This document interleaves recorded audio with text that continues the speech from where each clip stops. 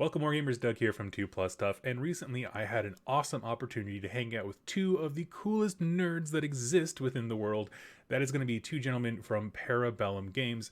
Those are the makers of Conquest, Last Argument of Kings, and Conquest First Blood. They excitedly agreed to come on and have a little interview, and so I managed to snag two big fish from Parabellum.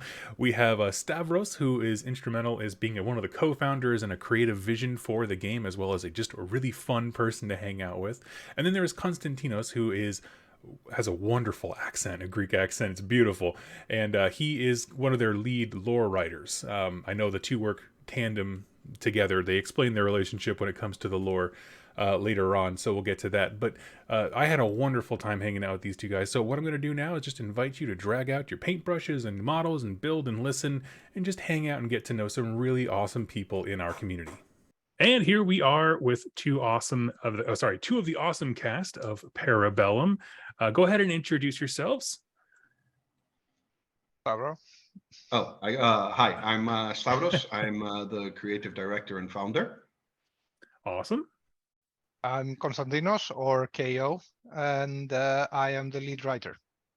Yeah, so we got a all-star cast here. So the reason I bring this up is because I've always wanted to hang out with, I don't know, just the lead lore writer and creative visions for game companies. They're just awesome. Conquest has been one of my favorite settings to explore, and so it's really cool to meet you guys. Meet in quotes. And so I thought we would kick this off pretty simply just by telling about ourselves. If you'd like, I can join in if it's ever awkward, but I'd like to get to know you guys as well. I'll let Gon lead with this one. No, you lead with this one. Okay. So my favorite color is blue. There you go. Crushing it. No, so as we were discussing earlier, I come for a very different background than what I do now. In a way, it's not that different. I used to be a lawyer. Then I got better. It's been a long journey to actually make the switch and finally make the jump, even though I knew quite early on, like in my early 20s, that no, this isn't for me and I need to find a way to do something else. Yeah. And Stavros gave me the opportunity. I grabbed it by the hair and I jumped right out of there. Yeah, and here we are. How did you get started in writing? Because like when I think law school, I don't think creative world building. It's kind of hard to answer because it sounds very pretentious when I say that my first story was written when I was, no joking, I was 8 years old. Okay. And I got 0 marks for it because I was, as we say, like out of subject. I got you. The subject was a trip with a new ship. And I wrote about how Odysseus' son Telemachus went backwards on the trip that Odysseus had made to take out all the monsters and dangers so no one else suffered as he did. And which was a bit out of subject, if we're honest. Yes. You should have underlined that it was a new ship they were on. Exactly. Yes, it was. I described how the ship was made in a paragraph. There we go. The rest of the 5 pages was completely different. But the truth is that I never realized, like actually realized, that this is something that I want to do, that I believe I'm good at, that I want to get better at, until 3rd year of law school. Oh, fantastic. Okay. Yeah. I started with, in fantasy, I started with Tolkien, I think, as most people. Of course.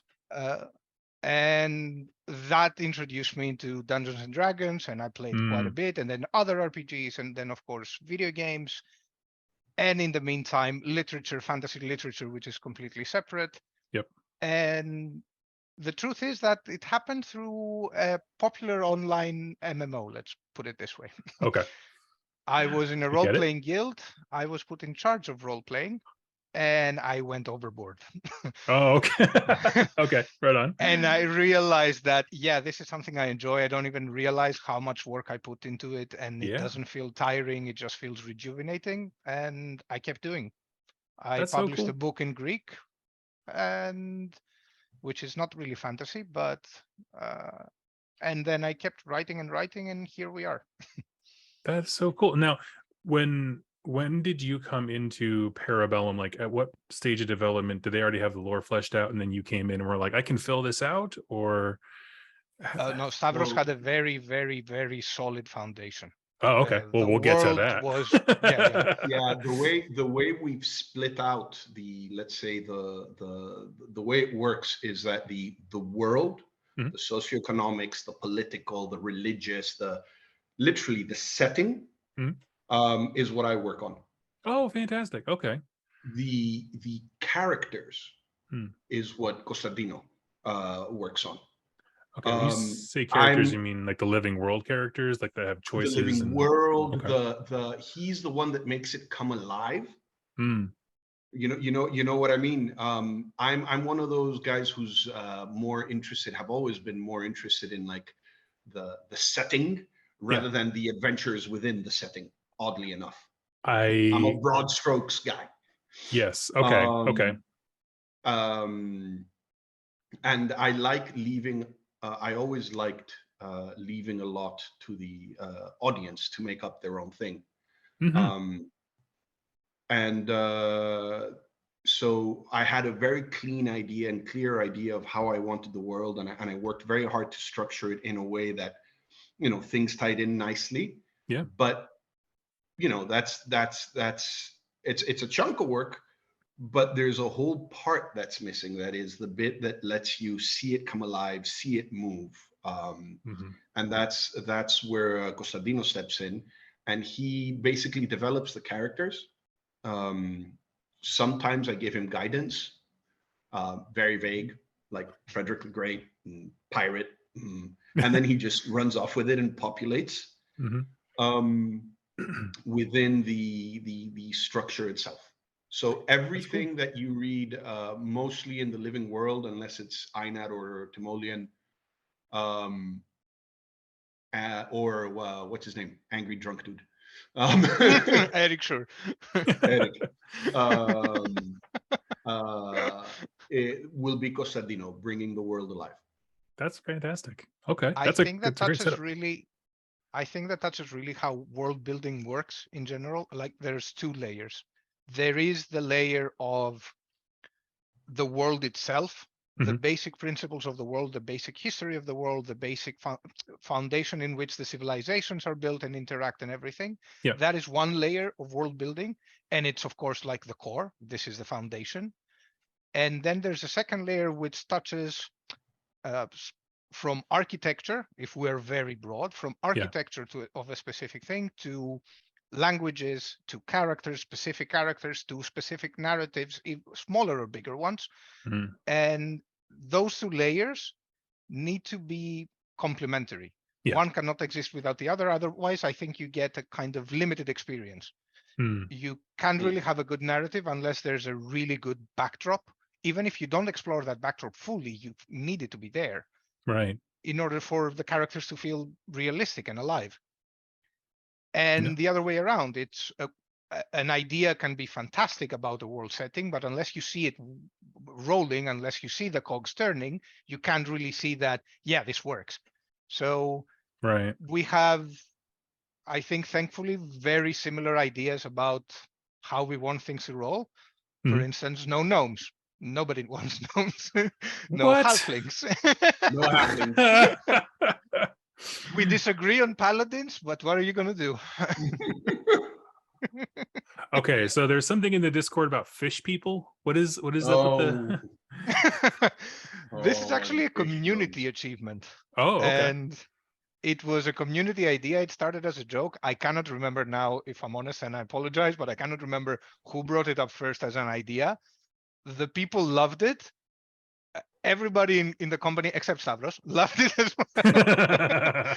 So we went with it. It's kind of an inside joke with our community, and we kind of love it for that, mainly. Okay, that's fantastic. I mean, that's its own value, of course. And it's actually something we struggled with the setting, where we realized that it's a very serious setting. Yeah. There's no lighter tones to it. Yep.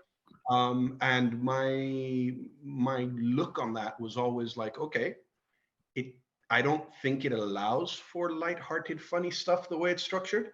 So that Hmm. means that we, the creators, have to be meta funny. Like we can't take ourselves Yes. too seriously. We have Yes. to make fun of ourselves and our setting, to prevent it from becoming pretentious. You know? Yes, absolutely. That's a good way to put it. To prevent it from becoming pretentious. I mean, that's like that's the value that community adds, right? Is you get to showcase your sincerity and absolutely. Let me ask you both this: what are some of your early influences when it comes to gaming? Now, you don't have to list off other intellectual properties if they're still going, but I mean, books are certainly are things that I could like. It's more of a lore discussion. So, what do you got? Oh, books. Number one, paired number one is Hmm. Dune. All Dune, of really? them. All of them. Okay. And number two is the Malazan Book of the Fallen by Stephen Erickson.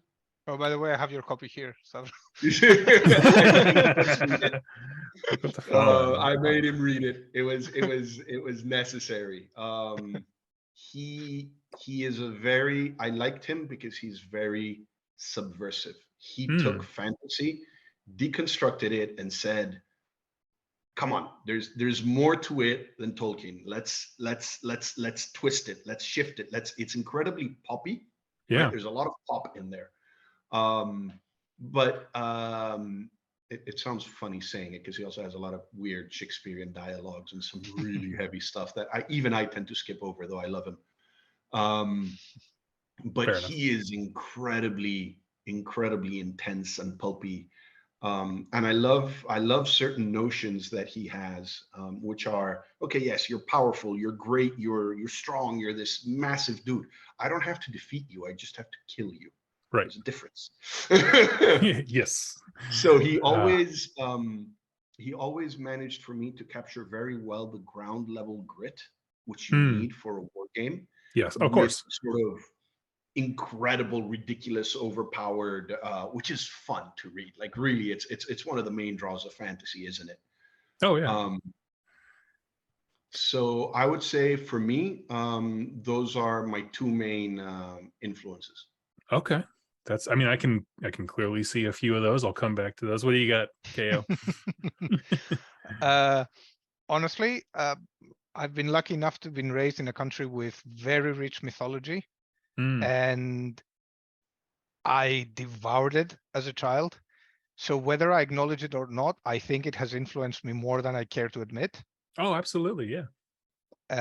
Because there is the level of fantasy. It's pretty much for the same reasons. There is the level of fantasy with gods involved, with superpowers, with fantastical beasts and everything. But the characters are so human, yeah, and so flawed, too flawed. Yes, you of ask course. me at times.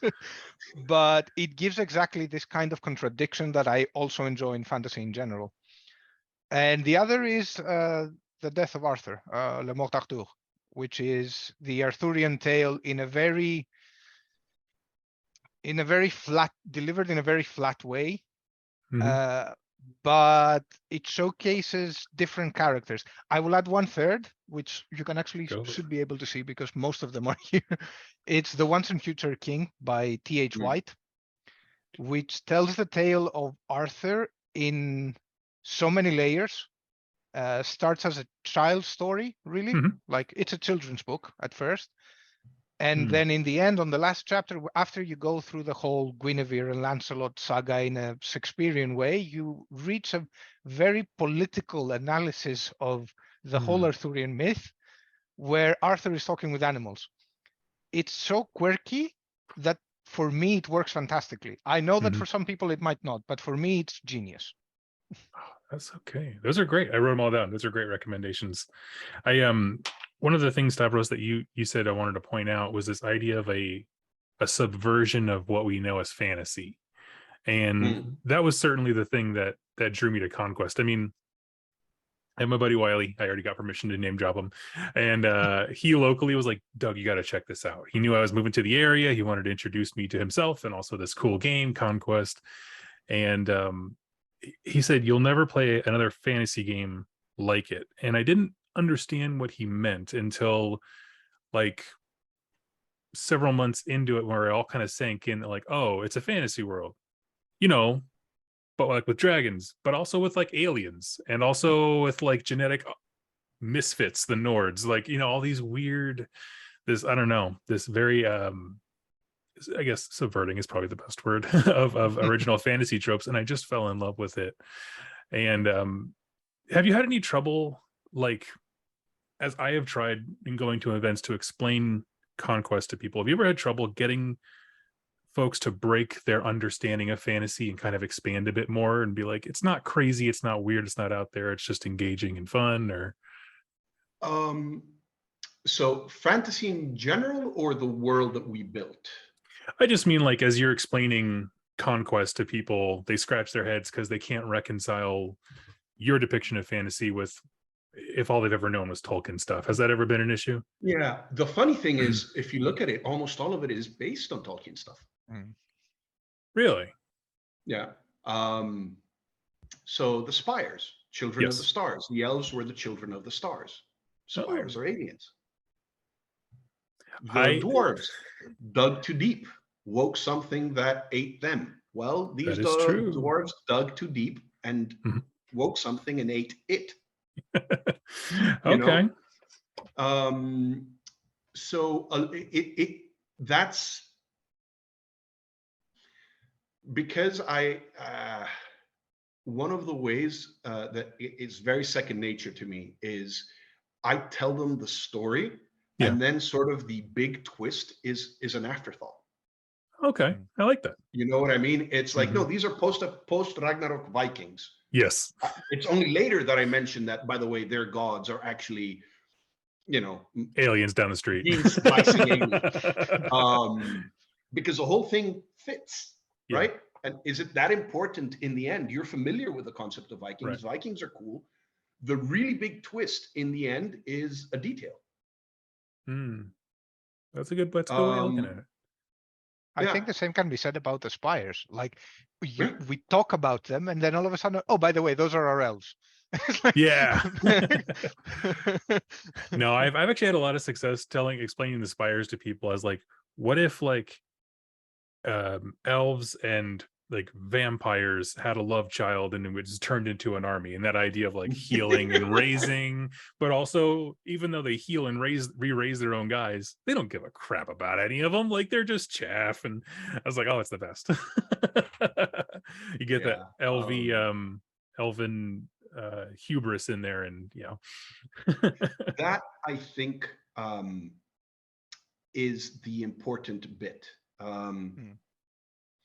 So, for example, one of the Rings of Power, right, that came out recently. Okay. Yep. Yes.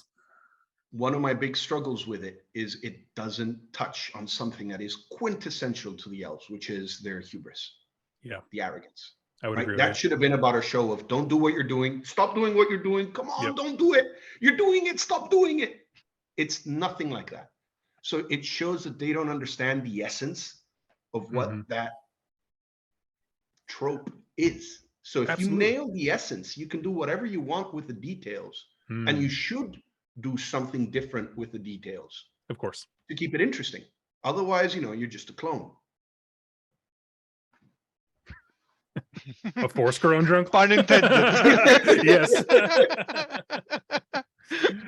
I concentrate with the same. We're on that same page there. Okay, well, these are all awesome ideas. So let's start here introducing Aya. Is that how you pronounce it? Aya? Yeah. Yeah. Okay. I'm making sure I'm correct. Introduce me to the world. I see. You got Stavros here listed to introduce us. Oh, I have to do it. It's your world, man. Actually, I have a question here before that.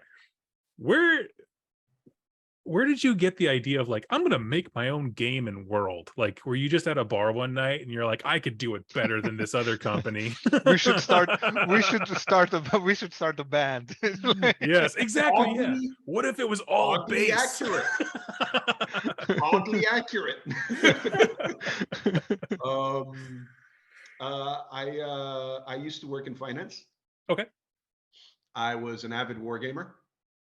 Cool. And they killed my favorite setting. in the most horrible way imaginable, with absolutely no decorum, regard, or understanding of how beautiful what they had made was, and how you can kill something beautiful very elegantly. Like, watch Logan. You know, they managed to kill Wolverine, and you're like, I'm okay with that. Yep. I can live with that. Spoilers, sorry, for those who haven't seen it. It's been 10 years or so. I know. Yeah, I know. Yeah. If you haven't caught the net by now. Yeah, fair enough. And this combined with a chat I had with my brother, who's like, dude, I don't see you happy at what you do. You know, you're clocking in the hours. You're not excited. So it got the wheels turning. I actually had some contacts with people who were familiar with tooling and machining. Oh, cool. So I started, you know, sort of like showing them sprues and seeing what could be done. Yeah. And it slowly came together. So I made a decision to step out of the industry and jump into this. But it was mostly, and then there was also there is going to be a market gap. Of course. So it was a little bit of everything. And my parents actually pointed out, it's like, so you studied economics and military history, and oddly enough, you're using them both pretty much directly. So you end up, you know, in the right place at the right time, because of all of these small subconscious choices that you make ultimately lead you to be standing at that point where you say, huh, I should do this. Yeah, I gotcha. Okay. I dig it. That's really cool.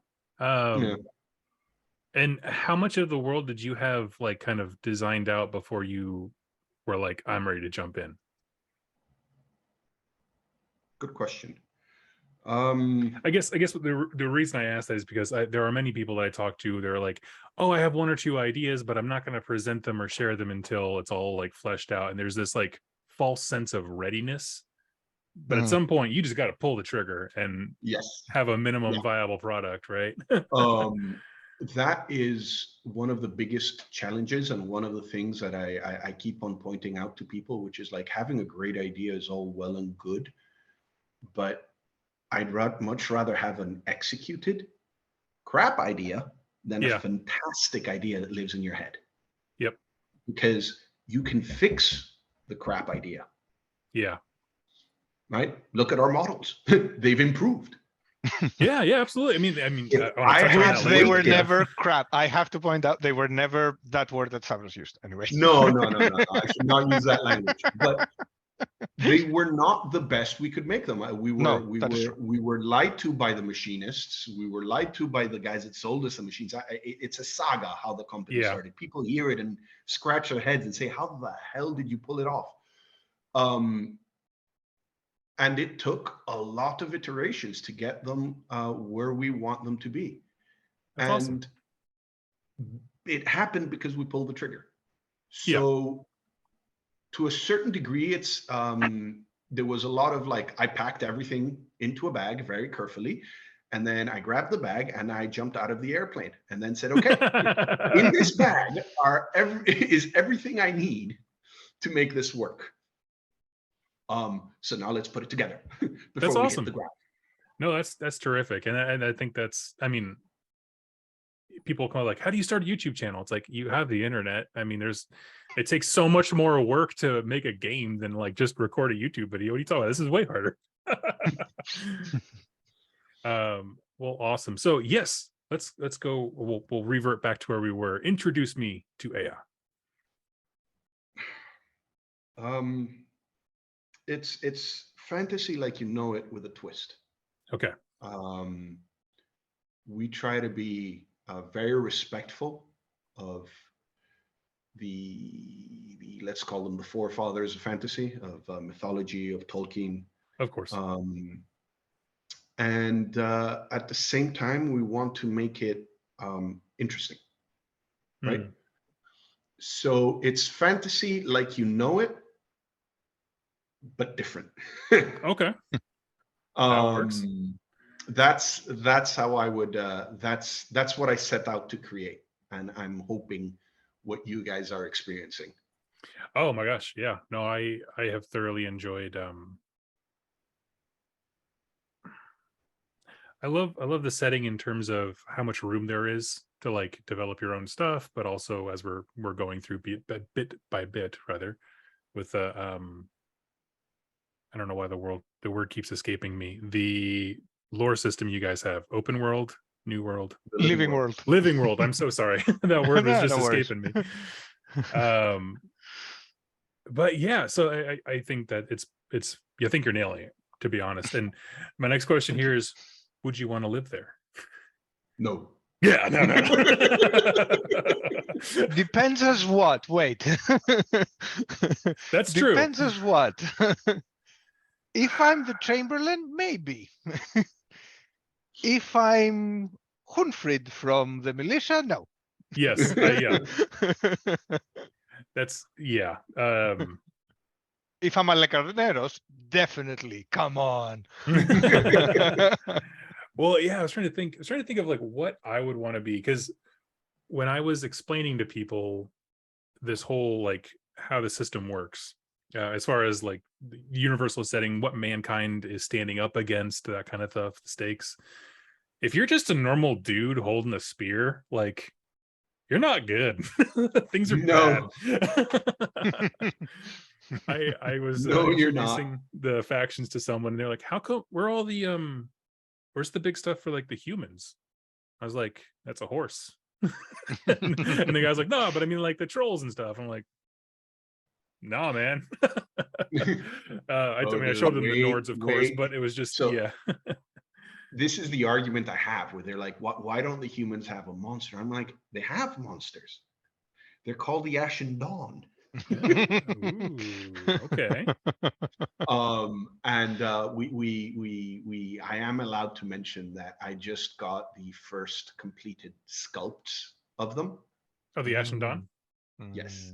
Are they on They're Kepler still or a on ways foot? away from production, but Mm. oh my God. And they were what I had always envisioned as the centerpiece for the human army. You know? Really? Okay. Yeah. Well then, good to know. People disagree.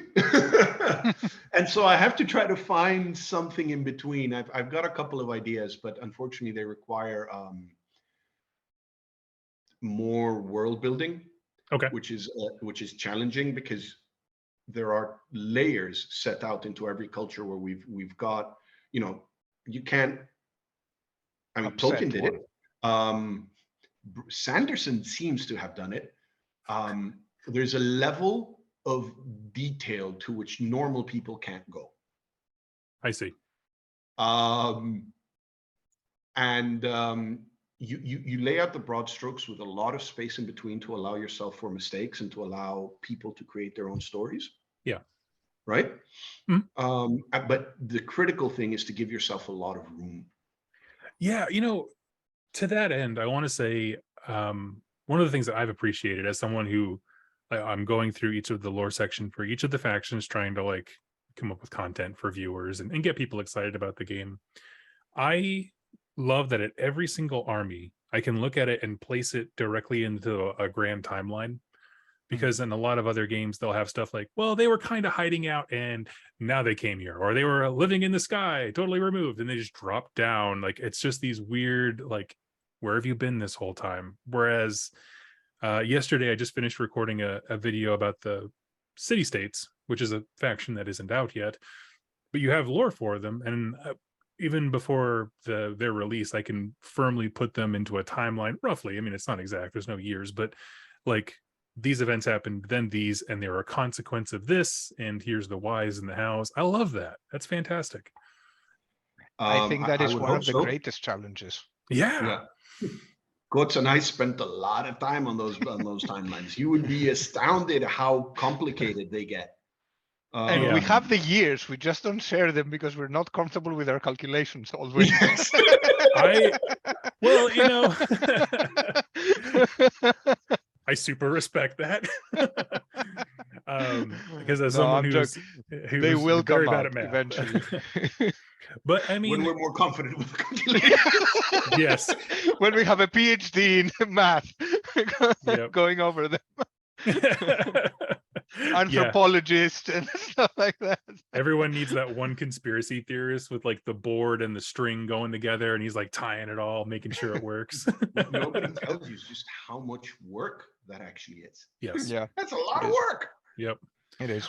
Yeah, and I've enjoyed that about every single faction that and obviously some of them have different timelines to themselves. Like 100 Kingdoms is a young faction in regards to all these other ancient things, even though the Old Dominion was around before. I don't know. It's really cool to gives them all an identity and where they fit into the greater scheme without relying on like other armies to say what their enemies were doing. You know what I mean? Like where you look at stuff and you're like, well, where have these guys been the whole time? The factions are so spread out and stuff. It's never been a problem. And I like that. There is one faction that you will meet that was isolated. Ooh. Well, it's cool if that's their shtick. It sort of is. Okay. I've always struggled with it, and I've always sort of like, I wondered whether to mention them or not mention them or not mention them. And then I realized, you know what? I don't actually need to, because the space for them exists. So that was very important when designing the lore. I exactly didn't want any, oh yeah, by the way, these guys were underground the whole time. Yeah. Like, you can do it so long as you mention them in the beginning. Right? Mention them. Just give me a reason. Give me an explanation of where they were. Don't find a tiny little ant hole and try to enlarge it into a massive cavern and say, oh yeah, Yeah. It's setting up. It's not just mentioning, it's setting up. Like, one of the factions is exactly what Stavros said, like hiding in a hole. In a way, you know what I mean. But the moment this is revealed, no one will be surprised by this. It will make sense. It will reveal a corner of the world that we have hinted at, but never really turned the spotlight on. And people, I hope, if I'm honest, people will just see that finally we learn what's there, and what's there is cool. All right. I'm here for it. I dig it. But it is important, and it was one of the biggest and most challenging parts of putting the world together was making sure that all of the factions tied in, and then creating a storyline in which they all fit. Yeah. No, and there is the extra constraint of, well, production realities. You cannot bring out all the factions all together. So you have to kind of, one of the most restricting things of a narrative is exactly that you need to take into account that, but if I talk a lot about the city-states and their part in what's going on right now, people are just going to get excited, and that excitement turns into disappointment because they can't play them. Yeah, I get that. So that is a challenge when you want to tell a story. But as Stavros said, there are ways to do it without being like annoying, if I'm honest. That is the word about it. Lazy. Really exactly. Is what it comes down True. to. True. Lazy. It is. You can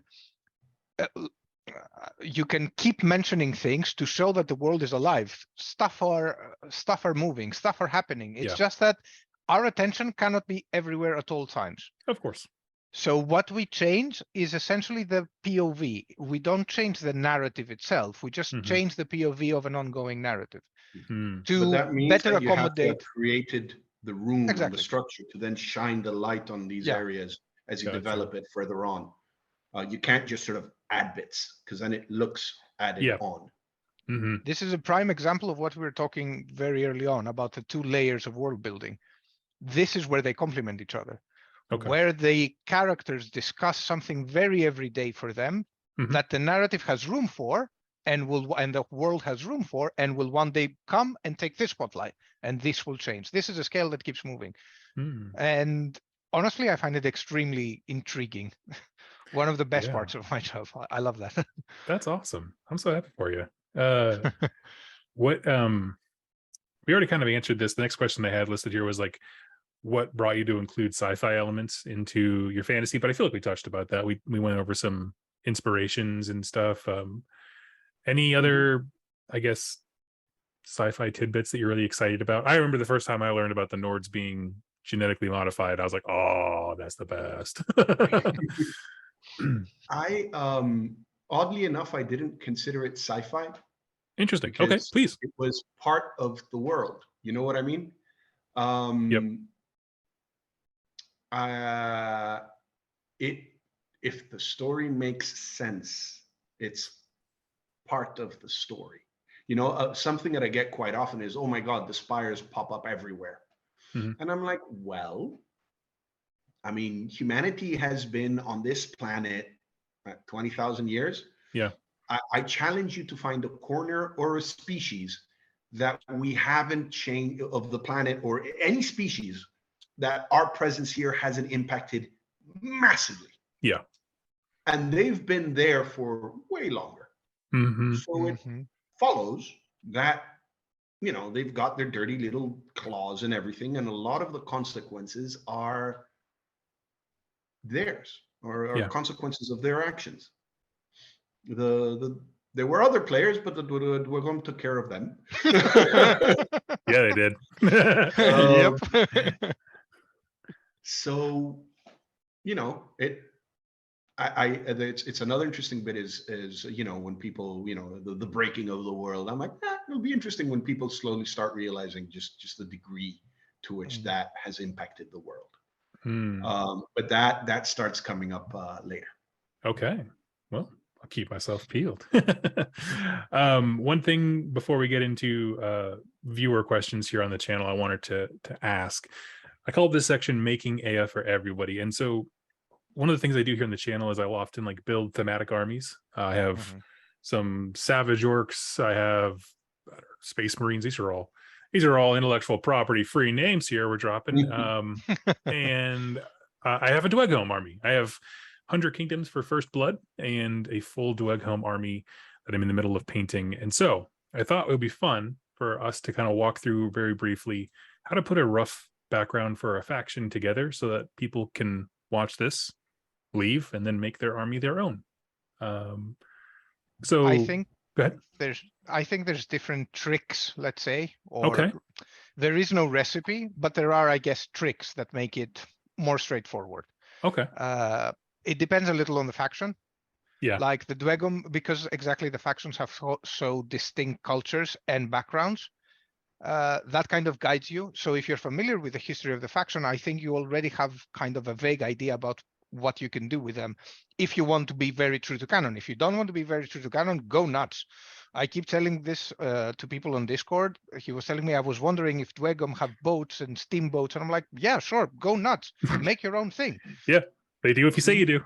Yeah, fantastic. I can't wait to see it. Yeah. But there are recipes. For instance, for the Dweghom, we know as a vague rule that the foundation of its hold is attached to a very big dragon coming down. Perhaps not one of the ancients during the breaking, but one of the lesser bigger, or the bigger of the lesser. And the memory that this forged and the clan that this forged and this created. And then, of course, there's the memory war. So there's a second layer where you can establish your horde and your clan, and therefore your own army. Something that happened during the memory wars that triggered the existence of this army. So already you have two war stories to tell, one against dragons, the other against other Dweghom. And that gives you an idea, because that is, for instance, the trick for the Dweghom. It has to be a war story, doesn't it? Yes. Oh, yeah. I mean, yeah, I was going to throw in the Exile campaign as there as well, but yes, absolutely. Yeah, absolutely. We don't know what happened. There was recently a spotlight about that. We don't know what happened to some of the clans that were in the open when the fall happened. I mean, we can guess, let's be honest. Yeah. But spin a tale. Why not? That's cool. I like it. And we actually do have a tale, eventually hoping to be able to tell it.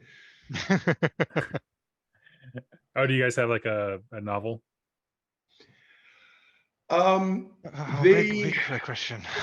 Okay. Loaded. We want to have a novel. We want to do it. We came up with a project that was even more enticing than a novel, so we chose to focus on that instead. Yeah. Whoa. For the next 2 years. Sounds good. Let's see. Good. Go ahead. Do you have anything else? Yeah, no, the other bit that I would use a lot in any writing that you make is just check out history. Yeah. It's an open secret that apparently the Game of Thrones is based on the War of the Roses. Okay. If you read about the Russian time of troubles, it's one of the most insane periods of history where you had at some point 14 people claiming to be the same guy, each of them backed by a different great power. That's cool. You get crazy stuff, and you can stitch it, and there's so much detail and craziness that you would never imagine that we've done. And yet we've done it. Yes. So, for example, one of the curious bits, the spires, their social, political, and economic structure is based actually on a human analog. It's based on the East India Trading Company. Oh, The that directorate makes and the sense. sovereign, and, Okay. and the struggle between the king Yep. and the board of directors. Yep. The directorate. I've always found that unless you are gifted beyond reason, belief, and comprehension, history gives you so much context. Oh, yes. Yep. It gives you so many of these little quirky details that suddenly tie into everything else, because all of these things had to be real and had to exist. So for me, one of the easiest ways to do it is look at history. And if you can't find an analog, find something that you liked, and then say, okay, how do I transplant this into Boiron? How do I transplant this into the Wadrun? How do I transplant this into, whatever faction it is? I almost screwed up there. I was about to name things that weren't supposed to be named. No. That's terrific. No, I love it. I love it. And those are all helpful things. So for Dweck Home, like I would look at motivations. I think motivations are probably the great place to start in terms of motivations for war, which we mentioned a few of them there. And that's really cool. What about the Wadrun? I feel like, because they're supposed to be, sorry, hit my mic, representative of a very small faction. And so I've seen people approach the Wadrun and be like, there's not a lot of room for creative development because they're so small and focused. Like, the misrepresentation is because they are so specific, there's no room. But I don't think that's true. But like, I think that actually strikes me odd. Okay, because for me the Wadrun were the easiest one. It's like tribes. There are tribes. Yes. Pick a tribe, make your tribe. How it doesn't get much easier than that. And they also have a history that is very, yeah, sure. If you see the grand things that have happened to them are maybe specific and numbered. Yep. But the details of what they have had to endure, and for more generations than the humans, because they have shorter lifespans.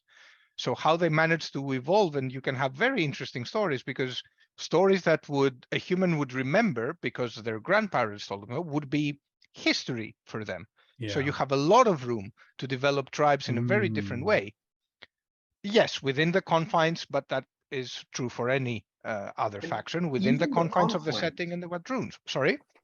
Even the confines you can play with, because we've had some of them go over the but you know what I mean. walls, far away from the living goddess's reach. We've had others who said, to hell with this, and headed south and been like, ooh, seas. We can do something. And now they're pirates. Yes. But that's exactly my point. It is for me, the Wadrun, in a way, they are very easy, because they have exactly the freedom that there. Yeah, sure, there was the Ukun Hazana, there was Lady Conquest, but there were no borders really. Right. There were the oases, and then the wastelands are vast and lead to very different places. Pick a direction, start walking, and eventually you'll have your tribe, I think. Yeah. Oh, I love it. That's fantastic. Yeah. I with all the different game systems that I cover, I find myself having to like tell people, like, Parabellum doesn't like tell you how to do this. Like, there's no right or wrong way to paint a model or come up with a story behind it. And the universes for so many games, including I would say particularly with Aya, is like, there's just so much room for you to explore. Just make it. That's all. I've struggled with that one quite a bit because I know a lot of people ask for example, painting guides, or what would this city look like, or what would that city's troops look like, and how would they be? And I've always been like, oh, that we could do that. That would be very easy to do. You just you create those typical black and white outlines, and then you just paint them like this, and you paint them like that, and it's just color palettes, color combinations, and 5-10 minutes of lore writing. But then you realize you're crowding out the players.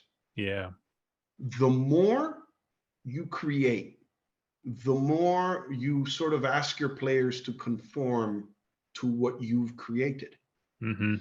I mean, here we're struggling tremendously with, for example, the notion of named characters. Okay. Right? Yep. Again, because we want them to be points of view for their faction and sub-faction in general. We tend to focus on different sub-factions of each faction. But we don't want the characters to become the essence of that faction, right? We don't want to say it's all summarized in this one guy. No. This is one route you can take, and it will usually be a quirkier route, exactly not to make it, this is it. This is how the nobility works. This is how the churches work this is how the city-states work, or this is how the Wadrun work. It's to give you as much room as possible. So the more we fill it out, I feel we start less room for people's creativity a lot. And it's something that in the beginning I didn't do it consciously, but now I am much more conscious of saying, sure, over time maybe you'll see, but to come out with a book and say this is officially this or this is officially that. Right. Well, especially when you already have the built-in freedom of like, this clan or tribe rather of Wadrun is like this. You don't have to pivot the entire faction. You can just say like, hey, this one dude is out there being weird. I think this is the balance we are trying to kind of achieve. That, of course, because there are people who want to be guided. Yeah, of course. And we should cater to them. This is the Kingdom of Leona. This is its heraldry. These are its colors. Go nuts. This is some of its history. Go nuts. Make your story if you really like it. If you kind of connect with that, go for it. But we don't need to populate the entire map.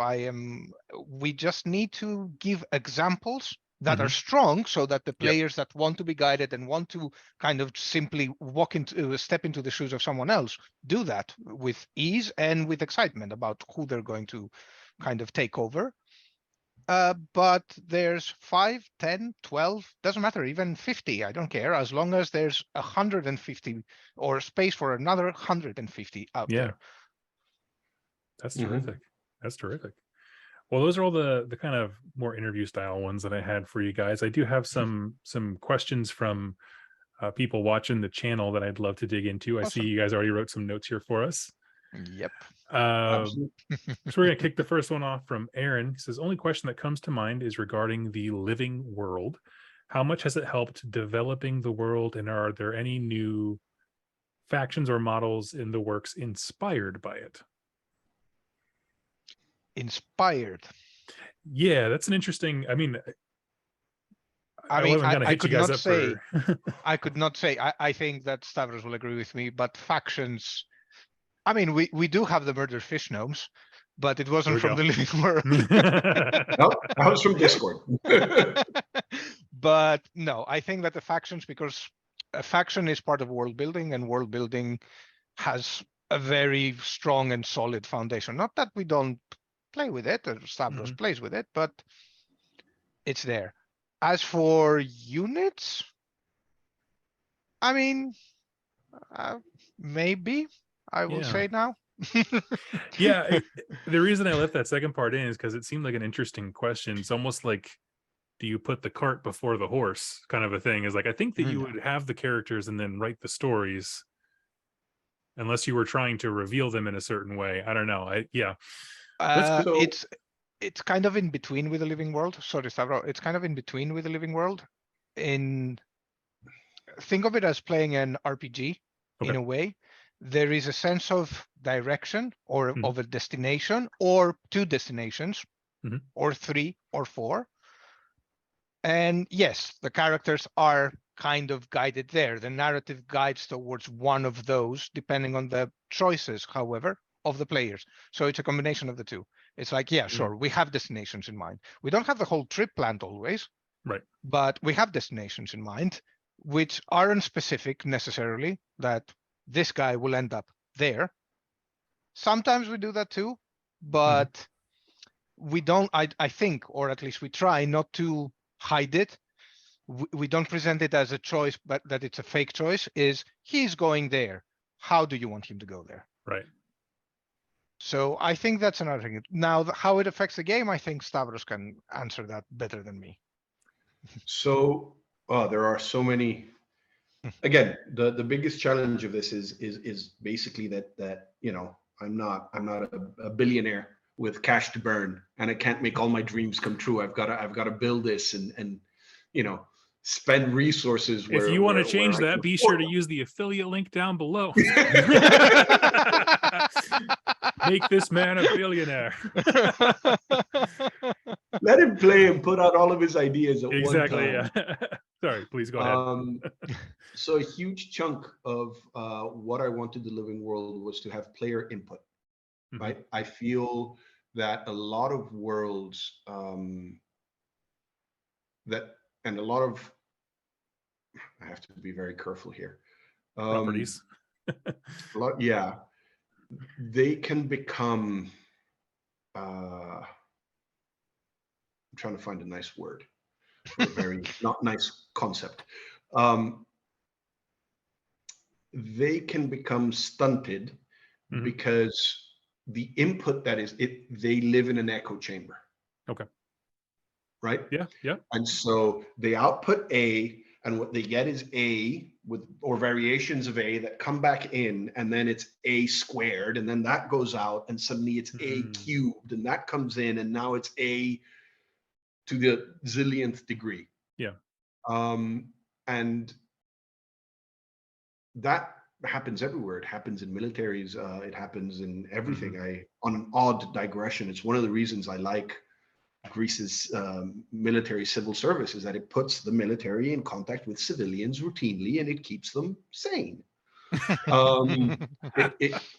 You know, because it's something that you will have lived. It becomes a parallel world otherwise, and the same happens with any setting, any idea, any campaign. If it doesn't have input from outside of any one fixed position, it tends to sort of degenerate into more of itself.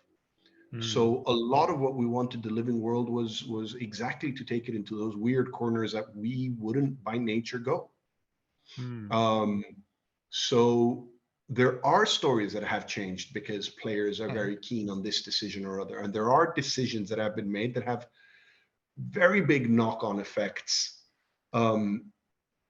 Not necessarily on a level that the players are completely unaware of, because they might think, oh, I chose this over that, but I might rewrite an entire faction on the basis of what I see that they're doing.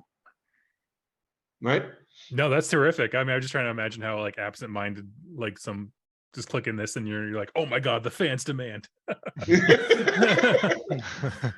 It's not so much that how they demand, it's how they interpret. That's interesting. And it becomes an organic thing more, I think. Like it becomes a more organic thing, like the world comes alive because of that input, even more so than whatever we're trying to do with it. So would you say that the living world has been a way to, like, you take your existing characters, you give them a situation, and you let the players tell you how they perceive the character would do this? Like, this is what we think Dwegholm would do, and that then conveys information to you about what they would do. Okay. Yes and no. I think a great examples would be Alecaneros to answer this. Okay. I don't know if you're familiar with his story, but he started as exactly the Dwegholm that came out first when everything on top, like when Nepenthe happened, he was the one that heard the call of war. He came out looking for his dragon blade. Nice. And now he's abandoned with no Agm, to his name. He has a bunch following him. So, and that's very much because of the choices that players made. Okay. Not that it's a bad choice. I actually kind of prefer it like this. He's not your typical Dwegum. Right. But that's kind of the point, that he's very much a Dwegum, and then until he fell from grace and he's not so much a Dwegum in the way that the Dwegum perceive themselves. Right. So but that's very interesting, because one of the things that I know is that I don't want this world to become fixed forever on this one point. Yeah. So, for example, if I see that the oppression of the Dwerom state is something that the players naturally want to chip away at, right? It's very interesting for me to have that information to say, okay, this is how contact with the outside world breaks insular societies. And we've got 1,000,000,001 examples. Oh my gosh, yes. They're all atrocities, but yes. Samurai, you've got millions of paths to follow, right? And it's fascinating. So if that's what players want to explore, we see it. And it's very important. On a more simple approach, one of the ways that we're actually, if it won't affect the faction and the troops, we were actually thinking of coming up with thematic campaign packs. Where you have a series of linked battles. Yeah. The general on each side, he would have unique rules within that scenario, right? Or within that series of scenarios, and would otherwise be an alternative sculpt. I love this idea. I have to find a free sculptor to do it, who does not see me coming and run away. Yeah. Because whenever I'm walking up to a sculptor with a sheepish grin on my face, they know I'm about to like shove something into their schedule or interrupt their sculpting. And they're like, I can't. Your sister will kill me. And of course, there is a very obvious way in which the living world has affected the game, I'd say. We did it with Project 6. Oh, yeah. We're going to do it with Project 8. We let the audience decide a faction that is next to be released. We've done it before. It's how the Old Dominion came. After that, we took over. Yep. And with the 8th faction, we're going to do exactly the same. So I missed that whole rollout when the Dominion was chosen. I was not quite into it yet. So tell me about like that process. I know on a recent what do you call it, like a coffee meeting or something like that, you the happy hour. Yeah, happy hour, I'm sorry. Did you already hold the vote, or is that coming up for Project 8? It's coming up. Oh, okay. It's coming up. Can we announce our choices? Do we know? To a degree, we have hinted at them. Okay. When will this air? I was hoping to get it up, let's see, next Wednesday, so the 14th. We did reveal the title of each faction. Yes, we did. Coach? Yeah, we did. So we can reveal those. So the choices will be between Hell. HEL. Okay. Yes, important distinction. Single L. Dogs of War. Or Sorcerer Kings. Wow. Who I found out on Discord, people have been talking the mathemagicians. Yes. For a long time. And at some point I actually buckled up the courage and I went on and I said, guys, I keep on seeing this mathemagicians thing coming up. Did I possibly rant and rave at some godforsaken hour of some evening or night or, early dawn and talk about mathematics? And they're like, oh, yeah, here's the quote. And I read the quote and I'm like, it says mathematics ritual. What it should have said is anathematic ritual. A little different. And there's an entire section of the Discord like trying to figure out how mathematics digs into it. And I'm like, yeah, but I can't include mathematics in the lore because I know none of it. I stuck with mathematics. Do you ever just, I mean, obviously you don't want to troll them too much, but do you ever just get the sense of like, putting up like an Illuminati symbol or something in your discard once in a while and just be like, what do they think is going to happen? Let's see what the nerds think this means. Like, obviously Oh, dude, that's Illuminati stuff. fascinating. I try not to do it on purpose because I always found it obnoxious when it was done to me. Fair. That's fair. So I try to give as much information as I can, as marketing will allow me. Okay. I mean, from the ones you described, I'm all in on Dogs of War. The more model variety I can get and have reasons for clashing paint schemes, I'm like, yeah, I love it. They're interesting. They're interesting. They have some sincere advantages to them. Again, one of the things that we are going to change is we're going to give people the lore. Mhm. We're gonna slowly introduce them, and we're gonna bring in the visuals at the end. We want the idea to guide people much more than anything else. Yeah, I dig that. Yeah. I think anything else that we could say about Project 8? Read the current event. That's what I'm going to say also. Go through the current event as well. The two are tied in part with what we were talking about before, that we want to our new factions to come in organically, not to feel like, hi, I'm here. Yeah.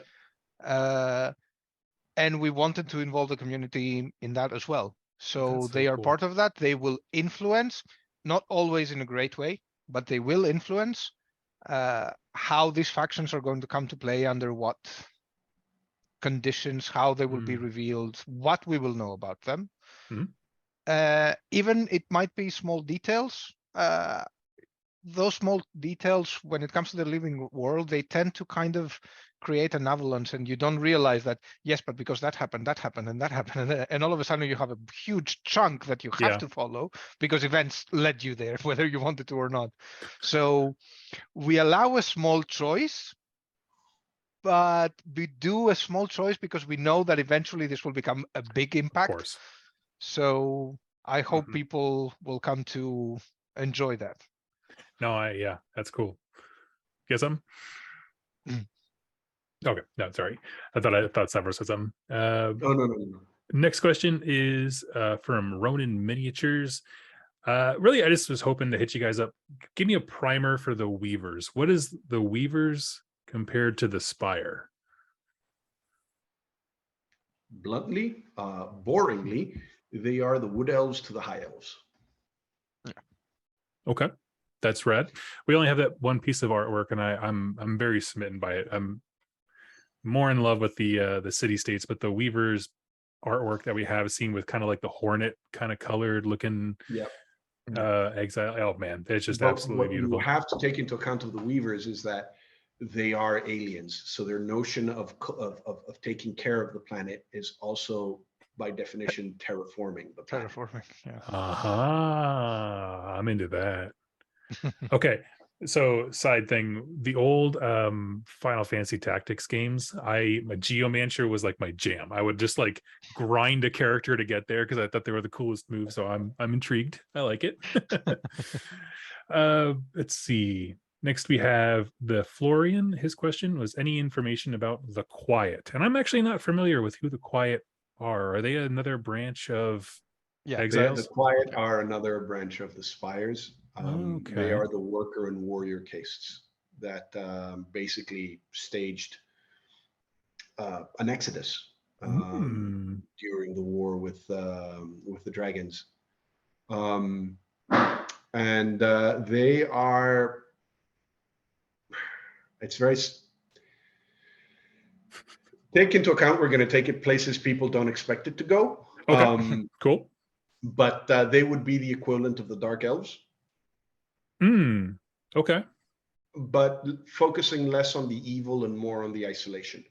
Yeah, that makes a great deal of sense, right? I mean, because their conduct would have evolved separately from everybody else's and all the whole geopolitical landscape. Okay, I like it. I did not know that. Next one here is Sand Pirate. For both of you, tell me your favorite thing about city states. That's the short version of it from Sand Pirate. He had a longer question, but that's the crux of it.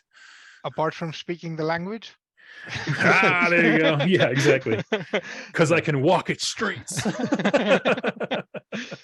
I think for me, it's there is a duality in the city-states. I mean, I know they're divided in 3 different types, but for me, there is a duality in the city-states, the potential and the reality. And I love that. Yep. It is very in par with the mythology in its core, that the hubris of the founder of the city-states ultimately backfired. Yes.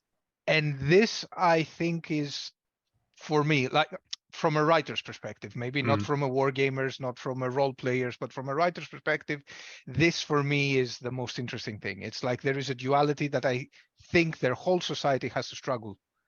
Yeah. It's very similar to mine. For me, it would actually be the tension. They are sort of flying apart at the seams and held together by strings, and yet it works. You've got this even the concepts that go into them, like the heavy industrial aspects to them. How does that work in a sort of more agrarian, idyllic craftsmanship setting? Why hasn't this been exported? All of these things, and how is this working, and isn't it breaking down? Yes, it's continuously breaking down. The whole thing is a mess.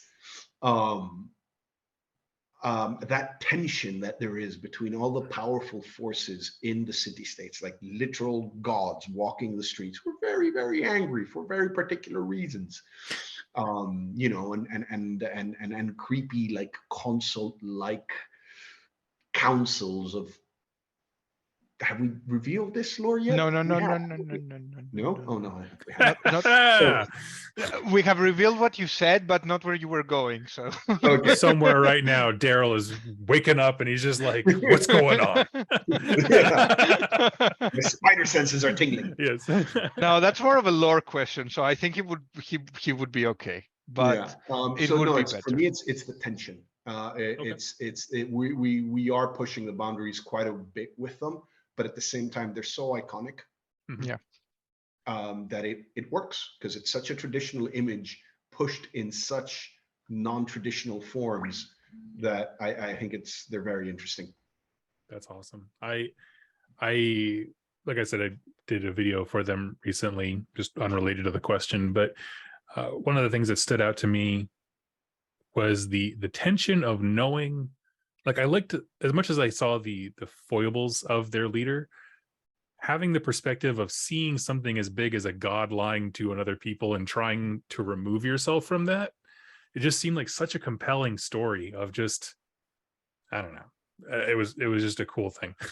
Someone had to deconstruct their own religion and then move an entire, you know, civilization, history, humanitarian efforts somewhere else to like save it and stockpile it. I was like, oh wow, I don't know about that guy. I think he had one advantage though, like with the level of knowledge that he had about how the world works. Religion is a very deconstructed concept for him already. Yes. Yep, I would agree with that. And one of the things I said in my video, and I'll just say it here for you guys, but like, when you watch Lord of the Rings and someone's like, well, how come the Eagles didn't just take them straight to Mordor, right? Or you have these like things where us as the viewer are watching this and we can solve the problem very quickly, right? I mean, there's a time-changing device in Harry Potter's universe. Every problem is solved. You know what I mean? Like, it's just, it's out there. But when I look at the city-states, I was just imagining a bunch of nerds sitting around and be like, it's so easy. This is how gods work. We'll just get one. We'll pop it into every single town. It'd be cool, you know. And people who think that they can like work the system. To be fair, I think he came close. Yeah, I mean, I think the problem was not. For me, the problem was not the mechanics of it. The problem was human nature, which is usually the case. Yeah, you can be not wrong and still not be right. Be right. Exactly. You are oddly on point with your observation of like a bunch of nerds sitting down and going like, "Hey guys, this is how Haslio works. I figured out Haslio. Do this efficiently." Okay. Next one.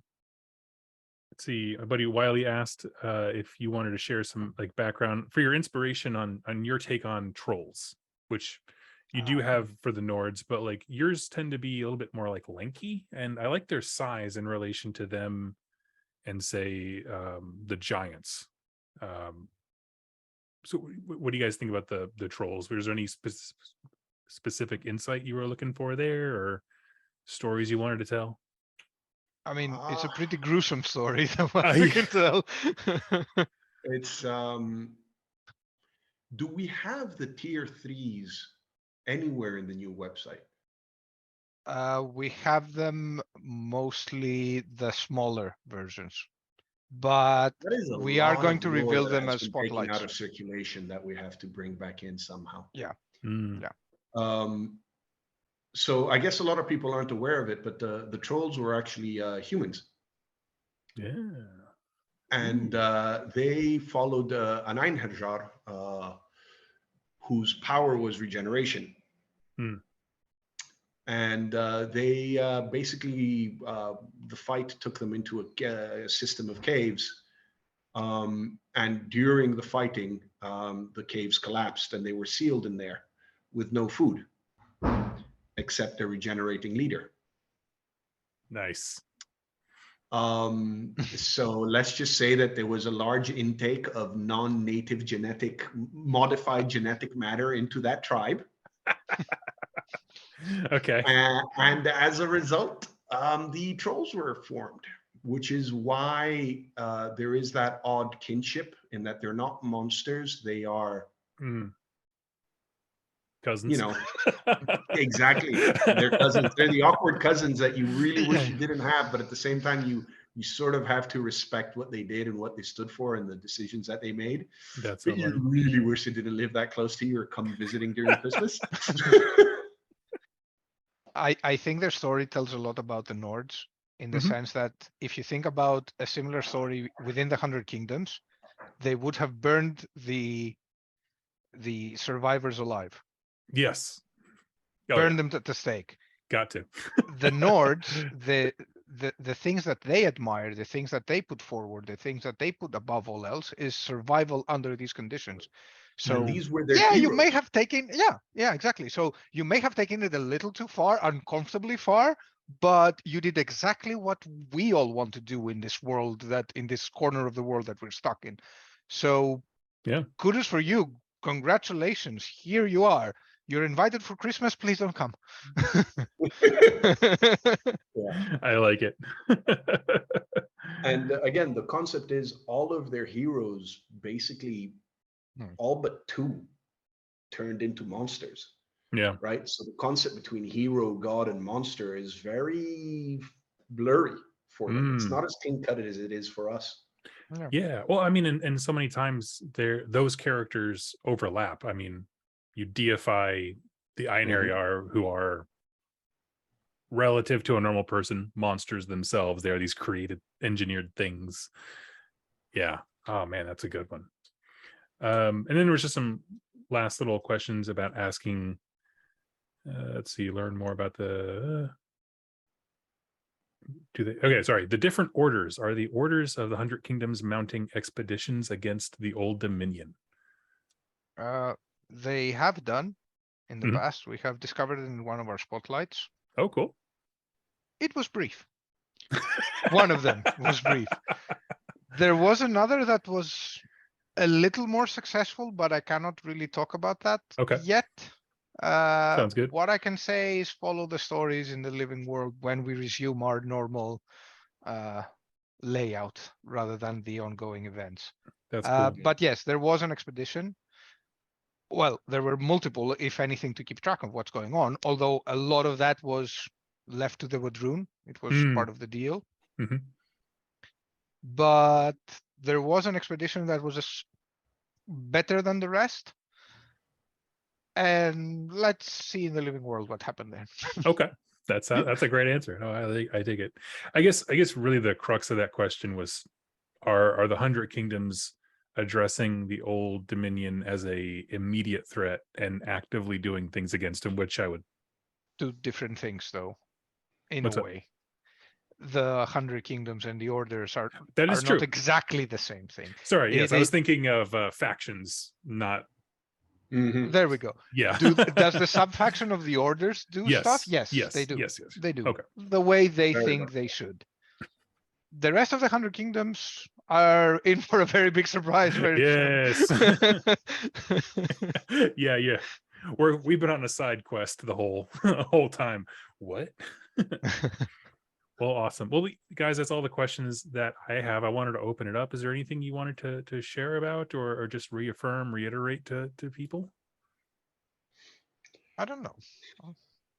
Honestly, I would like to thank them.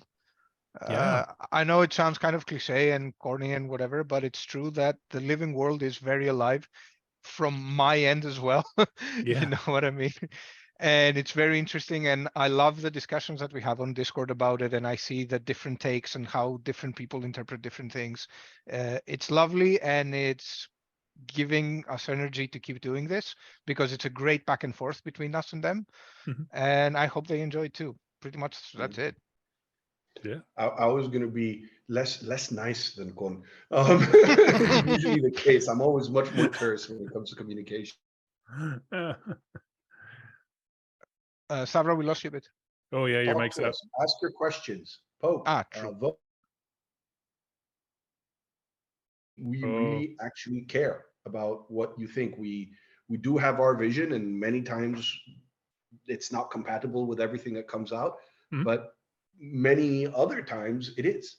And someday you might see what you like done or reflected in a curious way, or we might help you understand why we did something in a particular way rather than another, if it's something that irks you. But basically, we're there and we're chatting with people, so take advantage of it. Yeah. And this is something that we want to keep doing, like regardless of the amount of questions, the amount of voices, the amount we want to. Of course, it becomes, after a certain point, it becomes hard to keep track of everything, but we do try to stay in touch and have that communication open. So Stavros is very, very right. Talk to us, ask questions. We won't answer all of them, either because we can't, because Daryl won't let us. Because we want to show you how cool everything we've thought of is. Or because we kind of miss it and it falls through the cracks, but eventually we will come around and talk about everything that we can. But it's never because we haven't thought of what you asked. We have answers for everything. Everything has been planned out. All variables have been accounted for.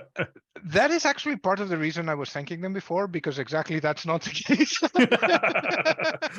And they give us insight into something that, like, we both, we never thought about what's going on there.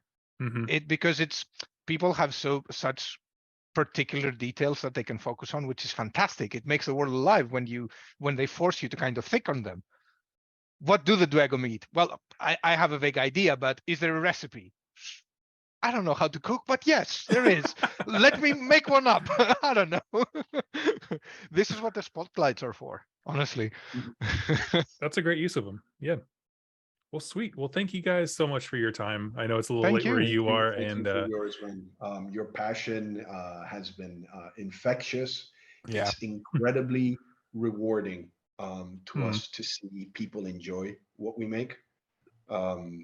It's very easy to close yourself off in a bubble. I love going to shows. I wish I had more time to be able to go, because the energy that you get from people loving what you do and coming and talking to you about it or getting excited, and it's huge. It's huge. Are you guys going to be at Adepticon 2023? Yes, very much so. Sweet. Okay. We're actually we're trying to launch a painting competition. The Resin Beast with Creature Caster. It's going to be a corporation, and we're trying to bring back serious, let's call it well rewarded and fair painting competitions back, because it's something that's slowly vanished. Yes, it has. I will give what you a that great one. plug-in, Stavro. I really admire you for that. I had to. I feel Daryl would have whacked me on the head if I hadn't taken it. That's awesome. I plan on being there, and I am going to be signing up for any Parabellum events that you guys are hosting, because Awesome. I just want to There's, come be a there's part. definitely going to be a tournament. Yeah. There's going to be the painting competition. Unfortunately, because those are cash prizes, it's going to be serious painting. I would not be able to participate in that one. No, me either. But at the same time, it's something that we felt just enhances the hobby and enhances the experience for everybody. And we've had great support from Adepticon itself. Oh, good. We're looking to actually increase it year by year, bring in other manufacturers, bring in paint manufacturers, and slowly grow it and make it a sort of, set a new standard. That's terrific. I love it. Hey, well, then I'll let you guys go. Thank you so much for taking the time to hang out with me today. Thank you for your time, man. Thank you for your time and energy. So yeah, one final big thank you to Parabellum for sending over 2 of your best for a really fun chat. I hope that you enjoyed it as much as I did and you got some cool insights. Let me know your thoughts in the comments down below, and if you would like to have another one of these chats, let us know. Thank you all so much for watching and listening, and I'll catch you next time. Happy wargaming.